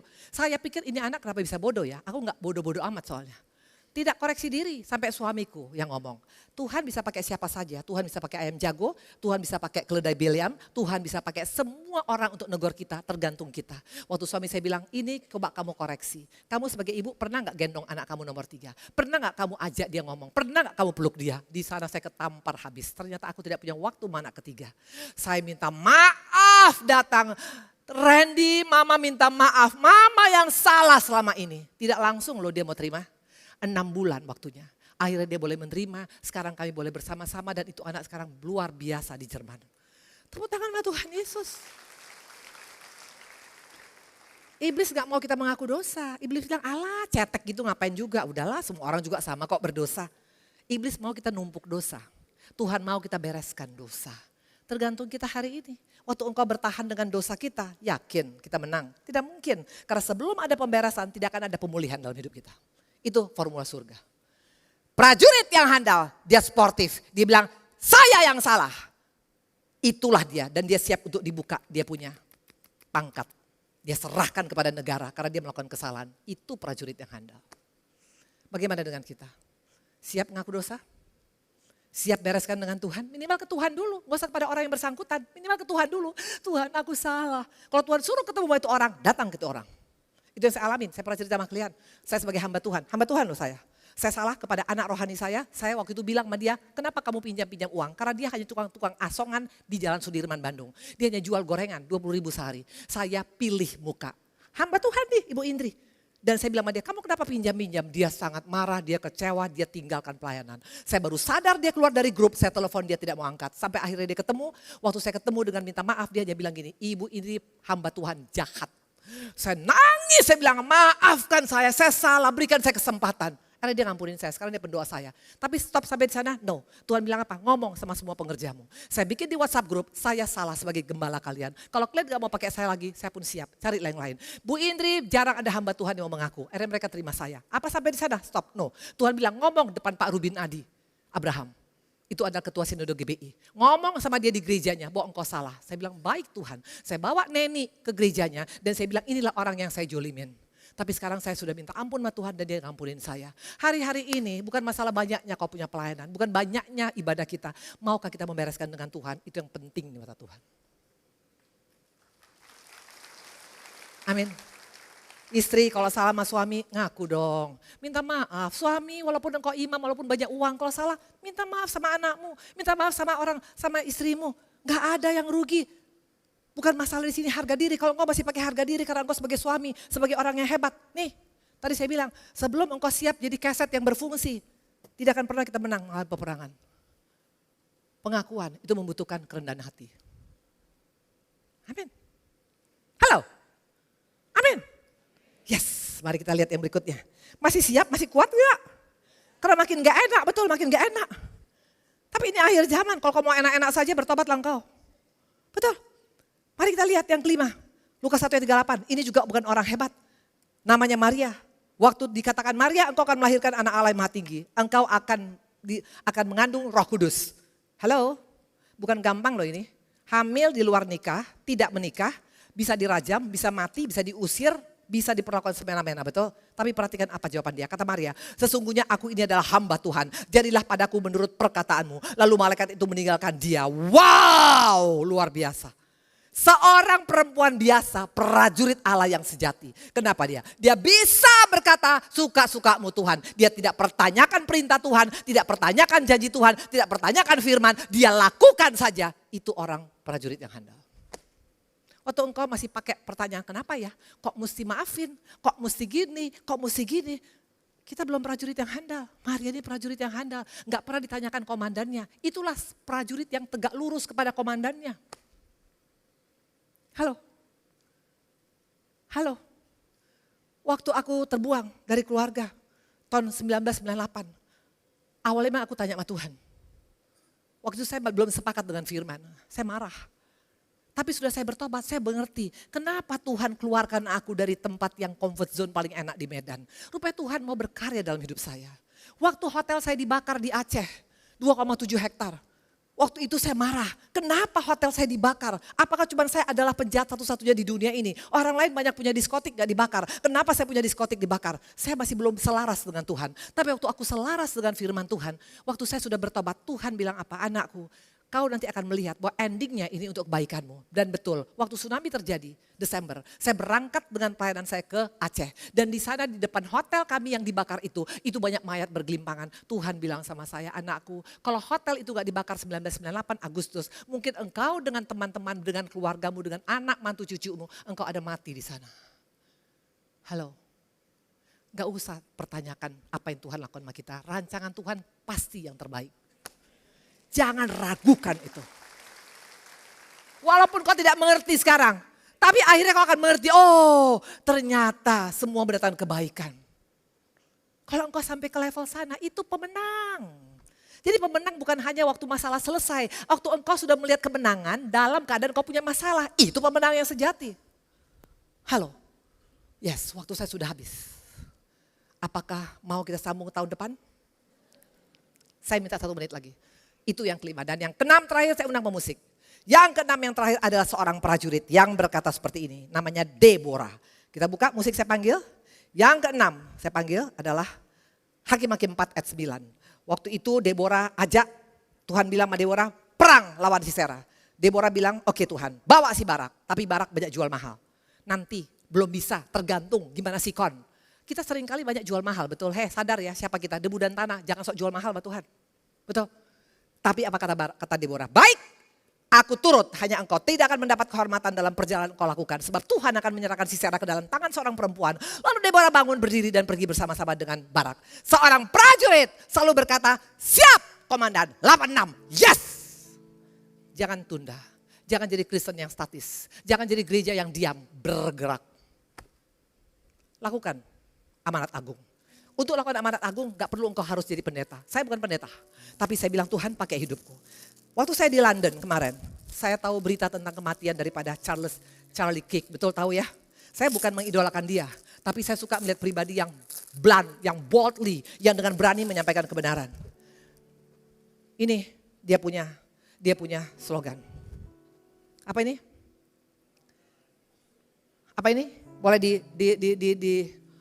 di shoot kali? Here I am, send me.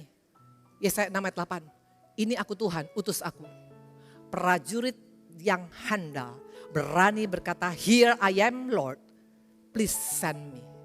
Kalau engkau mau keluar dari comfort zone, kita tidak harus jadi pendeta. Perhatikan baik-baik. Dalam keluarga, jadilah saksi Kristus. Dalam bisnismu, jadilah saksi Kristus. Dalam komunitasmu, jadilah saksi Kristus. Dalam pelayananmu, jadilah saksi Kristus. Kalau engkau mau, kalau engkau siap untuk diutus Tuhan, akan timbul orang-orang yang akan mengenal Yesus melalui hidup kita.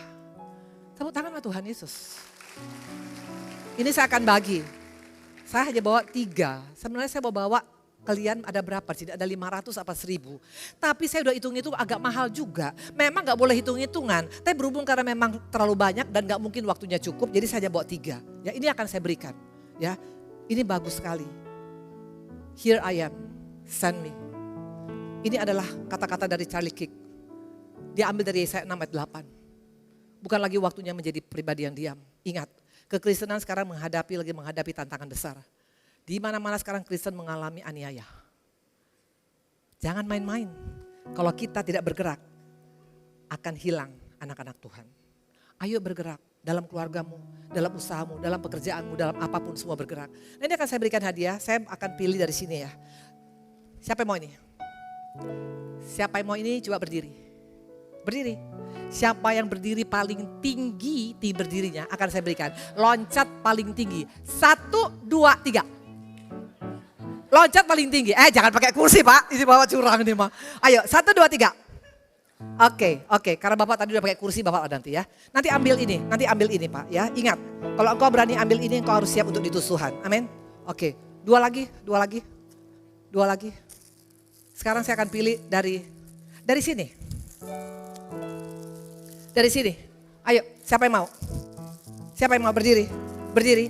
Sekarang bukan loncat. Sekarang adalah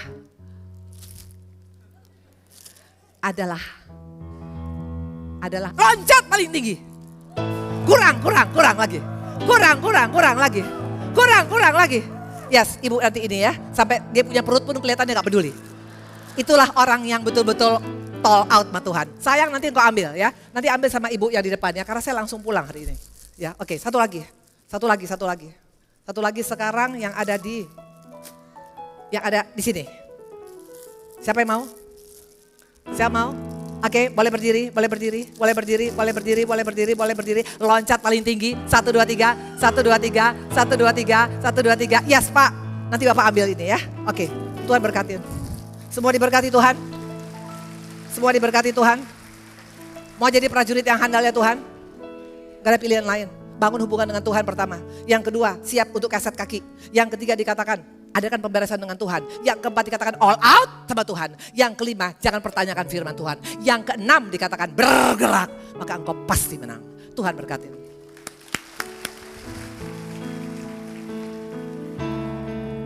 Haleluya. Saya undang semua berdiri.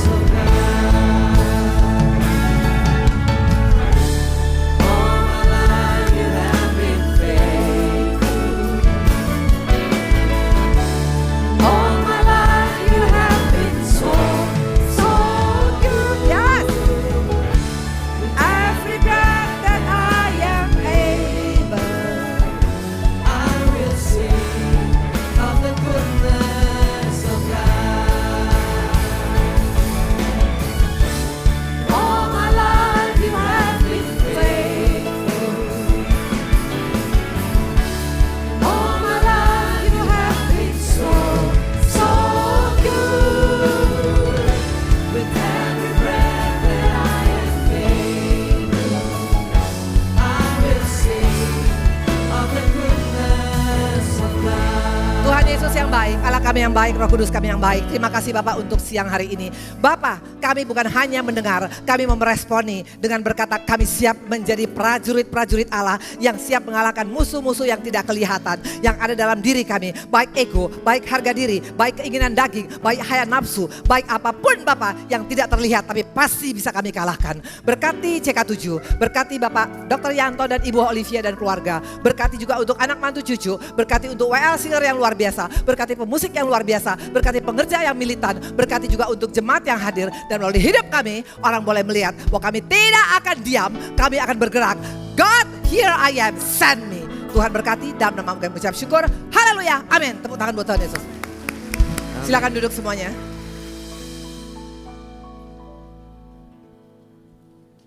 Boleh yang diberkati Tuhan sekali lagi berikan tepuk tangan yang paling meriah buat Tuhan Yesus.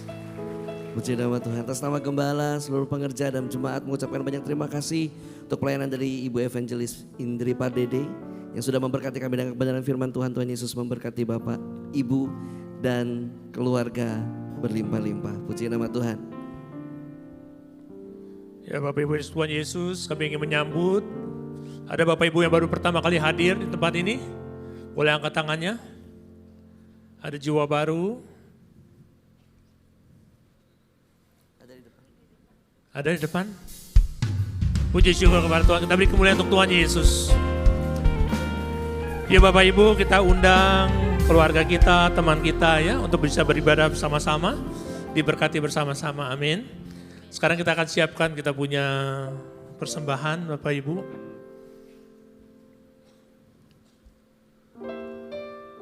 Bapak Ibu bisa scan QRIS, ataupun Bapak Ibu bisa minta amplop kepada para usher yang melayani. Sambil menunggu Bapak Ibu Tuhan Yesus, ada beberapa pengumuman. Puji syukur kepada Tuhan, tanggal 14 Desember nanti kita akan merayakan anniversary GBPRC yang ke-28. Dan seperti biasa bagi Bapak Ibu yang terbeban dan rindu untuk berbagi, kami sudah siapkan paket-paket sponsor. Ada 6 paket yang kami siapkan, nanti untuk detailnya Bapak Ibu bisa tanyakan, atau untuk proposalnya bisa tanyakan di counter sekretariat. Lalu yang kedua, kami juga menghimbau bagi Bapak Ibu yang mungkin ada perubahan di dalam data, baik itu alamat ataupun nomor telepon. Bapak Ibu bisa update KKJ Bapak Ibu di counter sekretariat. Dan juga yang belum punya KKJ, Bapak Ibu yuk buat KKJ. Karena melalui KKJ kita akan banyak dipermudah. Terkhususnya nanti untuk anniversary kita akan ada undangan yang bisa didaftarkan melalui aplikasi kita. Ya, bagi yang punya KKJ akan diprioritaskan Bapak Ibu. Mari Bapak Ibu boleh saya undang makin berdiri. Kita akan berikan persembahan bagi kemuliaan nama Tuhan. Terima kasih Tuhan Yesus, kami mengucap syukur Tuhan untuk setiap kebaikan Tuhan dalam hidup kami. Terima kasih untuk setiap hal yang Kau percayakan. Bapak tuntun kami, pimpin kami dimanapun kami berada Tuhan. Berikan kami hikmat dalam setiap keputusan kami. Dan biarlah apa yang kami kerjakan Engkau selalu buat berhasil dan beruntung. Baik di dalam keluarga kami, di dalam pekerjaan kami, di dalam studi, dan juga dalam pelayanan kami. Dan inilah sebagian dari berkat yang Tuhan sudah berikan kepada kami kembalikan untuk kemuliaan nama Tuhan. Biarlah berkat ini bisa menjadi kesukaan bagi Tuhan. Terima kasih Tuhan Yesus. Dalam nama Tuhan Yesus Kristus kami sudah berdoa. Amin. Selamat memberi Bapak Ibu semuanya. Segalanya yang ku miliki, semuanya daripadamu kan ku bawa. Persembahanku yang terbaik hanya bagimu. Segalanya yang ku miliki, semuanya daripadamu kan ku bawa. Persembahanku yang terbaik hanya bagimu kan ku bawa. Persembahanku yang terbaik hanya bagimu. Bapak Ibu Tuhan Yesus, kita akan tutup dalam doa dan kita akan siapkan hati kita untuk menerima berkat daripada Tuhan. Bagi Bapak Ibu yang rindu untuk didoakan, kami ada counter doa di depan. Bapak Ibu bisa datang ke sana dan ada tim doa yang siap mendoakan Bapak Ibu semuanya. Mari kita masuk dalam doa. Terima kasih Tuhan Yesus, terima kasih untuk pimpinan Tuhan. Terima kasih untuk ibadah pada siang hari ini Tuhan. Kami percaya dalam hadirat Tuhan selalu ada kekuatan dan pengharapan yang baru. Terima kasih Tuhan untuk firman yang ditabur. Biarlah firman itu merema di dalam hidup kami, jadikan kami prajurit-prajuritnya Tuhan. Kami juga rindu Tuhan untuk berdoa untuk teman-teman jemaat kami Tuhan. Untuk jemaat yang anaknya saat ini mengalami kulit yang ruam-ruam merah Tuhan, kami berdoa Tuhan kiranya ada mujizat Tuhan. Walaupun sudah ada sekian dokter yang didatangi, tapi kami percaya Tuhan, Engkau adalah dokter di atas segala dokter. Kami akan melihat kesembuhan terjadi Tuhan. Kami juga berdoa bagi jemaat-Mu yang saat ini mengalami keluhan di jantungnya Tuhan. Bapa Engkau pimpin Tuhan, Engkau berikan juga kesembuhan baginya Tuhan. Terima kasih Tuhan Yesus untuk jemaat-Mu juga yang mengalami masalah kesehatan di dalam pencernaannya Tuhan. Engkau campur tangan Tuhan. Nyatakan kuasa Tuhan, kami juga berdoa untuk kesembuhan bagi jemaat-Mu ini Tuhan. Terima kasih Tuhan Yesus. Kami juga berdoa untuk hamba-Mu Tuhan, untuk Ibu Indri, terima kasih Tuhan untuk hamba-Mu yang Kau kirimkan di tempat ini menjadi berkat bagi kami semua. Kau berkati Ibu Indri Tuhan, Kau berkati keluarganya, Kau berkati pelayan yang Kau pakai lebih dan lebih lagi bagi kemuliaan nama Tuhan Yesus. Dan untuk setiap jemaat-jemaat-Mu yang setia Tuhan, Bapa Kau lihat setiap jemaat-Mu yang hadir Tuhan, kami rindu ada Tuhan dalam hidup kami. Selalu sertai kami dimanapun kami berada Tuhan. Sepanjang minggu ini kami aman di dalam perlindungan Tuhan. Dan saat ini kami siapkan hati kami untuk menerima berkat daripada Tuhan Yesus.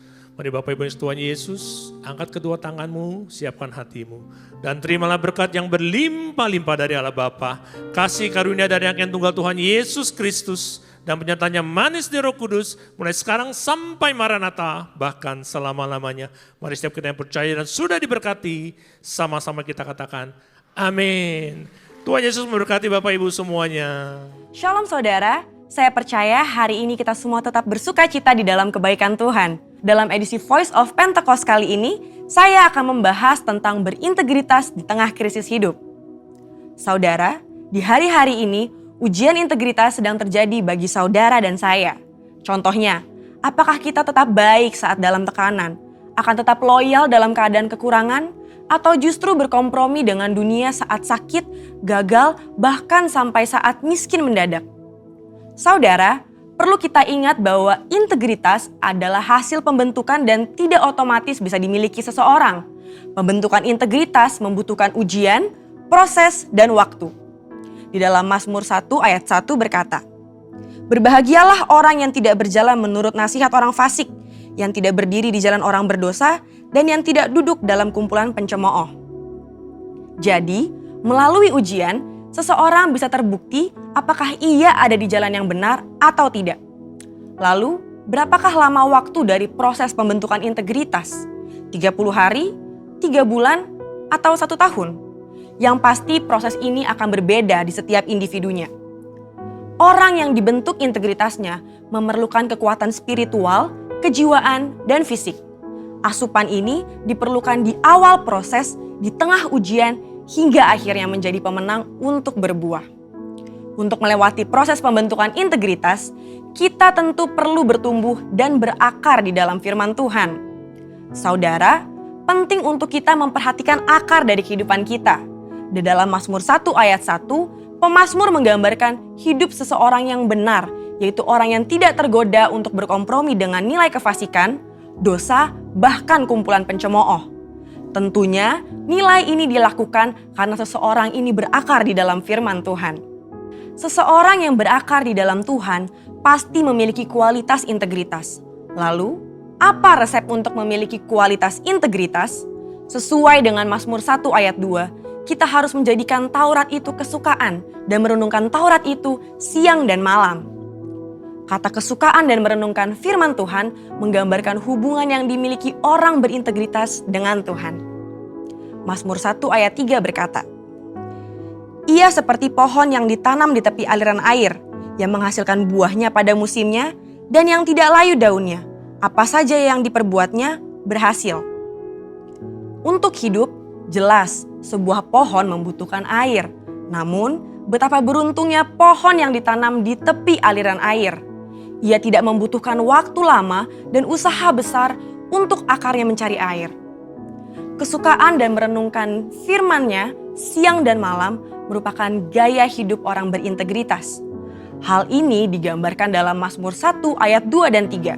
Dikatakan gaya hidup karena hal ini dilakukan setiap hari. Apakah mungkin gaya hidup terbentuk begitu saja? Jawabannya adalah tidak. Hal ini dimulai dari cinta mula-mula. Namun orang benar perlu membangun disiplin rohani dan memelihara cintanya. Disiplin rohani dalam pembacaan dan perenungan firman Tuhan menunjukkan gaya hidup orang berintegritas.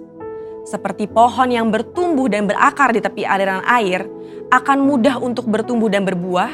Demikian digambarkan gaya hidup orang yang berintegritas, yang kesukaannya ialah merenungkan firman Tuhan siang dan malam. Dalam Yohanes 15 ayat 7 dan 8 berkata, "Jikalau kamu tinggal di dalam aku dan firmanku tinggal di dalam kamu, mintalah apa saja yang kamu kehendaki dan kamu akan menerimanya. Dalam hal inilah Bapa-Ku dipermuliakan, yaitu jika kamu berbuah banyak dan dengan demikian kamu adalah murid-murid-Ku." Di ayat ini, Yesus menjelaskan hubungan sebab akibat yang erat antara gaya hidup merenungkan firman dengan berbuah dalam kehidupan. Apa buah yang diinginkan Tuhan dihasilkan oleh setiap umatnya? Buah-buah yang Tuhan ingin kita hasilkan adalah buah pertobatan, buah kehidupan, buah karakter, dan buah jiwa-jiwa. Selain itu, apa dampak lain dari tertanam di tepi aliran air? Dalam Mazmur 1 ayat 3 menjelaskan dengan tidak layu daunnya. Hal ini sama dengan kita memiliki daya tahan yang tinggi terhadap berbagai situasi kehidupan. Situasi sulit dan krisis hidup bisa datang kapan saja. Situasi ini dapat mengganggu integritas seorang untuk kompromi dengan dosa, untuk menyakiti sesama, putus pengharapan, bahkan tidak lagi percaya kepada Tuhan. Lewat pemazmur, Tuhan hendak mengatakan kepada kita bahwa dari hubungan seseorang dengan Tuhan lewat gaya hidup cinta akan firman Tuhan bukan hanya agar kita berbuah, tapi juga agar kita tetap berintegritas. Di mata Tuhan, orang seperti ini dipandang dan dijanjikan apa saja yang ia perbuat berhasil. Saya percaya kita yang sudah mendengar ini akan semakin memperhatikan akar kita, perhatikan gaya hidup kita, dan perhatikan hubungan kita dengan firman Tuhan. Saudara, untuk penjelasan yang lebih lanjut dari tim teologi kami, silakan klik link yang ada di atas atau scan QR Code yang tersedia. Tuhan Yesus memberkati.